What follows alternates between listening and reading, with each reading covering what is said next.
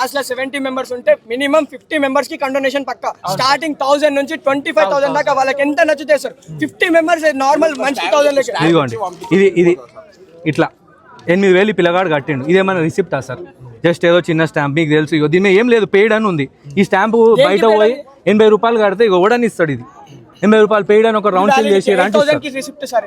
ఇది మేము మా చేతులతో మేము రాస్తే వాళ్ళు వేసిన స్టాంప్. ఇది అందులో ఏం లేదు, కాలేజ్ సీల్ లేదు, ఏం లేదు. ఇప్పుడు మీ పోలీస్ స్టేషన్లో కూడా మీరు అక్నాలజ్మెంట్స్ ఇస్తుండొచ్చు.